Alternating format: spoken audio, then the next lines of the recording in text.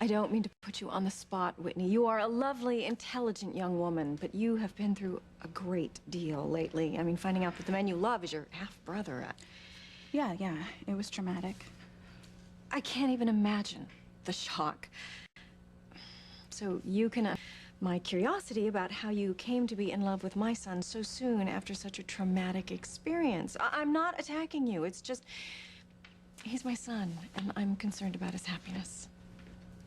Well, of course you are. I mean, I understand why you would be worried about him. No, I didn't say worried. No, I just want to make sure you're not on the rebound, that's all.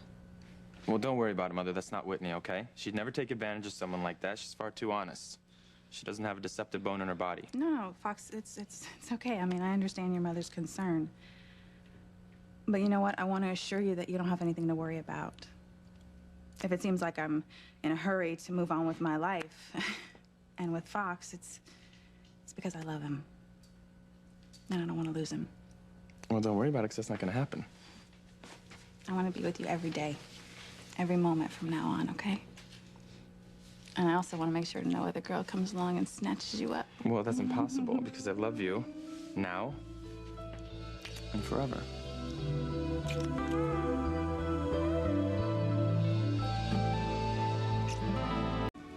Well, you certainly seem happy.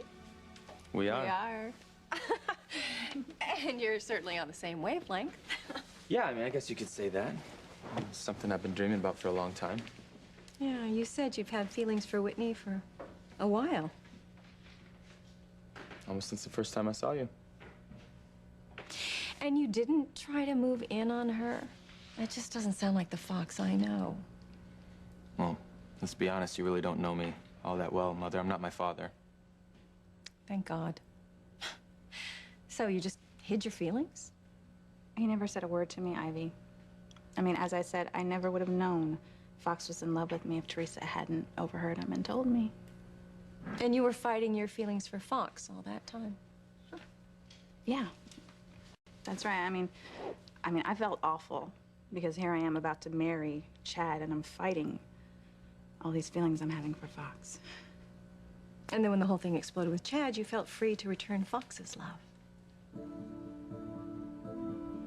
That's right. This is terrible. This is how big I could possibly be at 3 months? I gotta hurry if I'm gonna pass Chad's baby off as Fox's. Just so lucky to have you.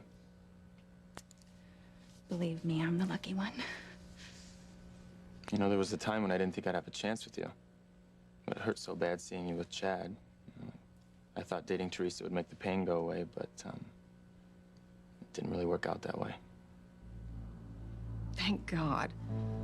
My son with Teresa, that would have been a fate worse than death. It just must have been devastating to find out that Chad was your brother, especially when you're planning on getting married. Well, yeah. It was horrible. I mean, it still is. But I did not turn to Fox on the rebound. As I was saying, I was fighting my feelings for him before I even knew Chad and I couldn't be together anymore. I know you must have been devastated to find out that my father and your mother had a child together, and then to find out that that child was Chad. Oh, Julian. The man never ceases to amaze me. I lived with him for, what, over 20 years, and he never said a word about being in love with Eve. I just found out myself recently. I knew that Whitney was heartbroken, and I was really questioning whether I should go to you with my heart on my sleeve. I'm so glad you did. I mean, you could have totally rejected me, but I couldn't spend the rest of my life without taking a chance. Well, I just have to say I'm sorry for being mean to you all those times. You were mean? Yeah, I was. I was mad at Fox for being in love with me. I know that sounds crazy, but, you know, I was just upset over everything that was happening with Chad. And I thought Fox was going to be just like his father. I thought he was going to abandon me like Julian abandoned my mom. I'd never do that. I know that now. You're such a good man. You raised a wonderful son, Ivy. I think he's wonderful, too. But I can't take any of the credit for that. Fox and his sisters were raised in boarding schools while his father and I jet-setted our lives away. What a waste.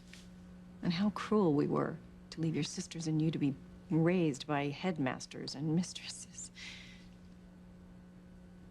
But now that you're living with Sam and me, well, I hope I can take some of that pain away and make up for lost time.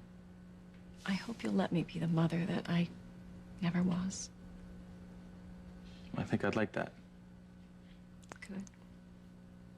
It's going to be so much fun getting to know each other. And Whitney, you've just turned into such a wonderful young woman, and you're such a fine young man, and you're starting out your life the way you should, the right way, with no secrets between you.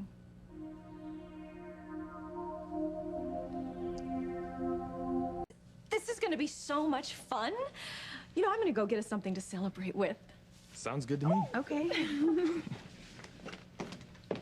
Well, Oh my God, I'm so relieved. about what? Well, your mother finally seems to be warming up to me a little bit. Of course she's warming up to you.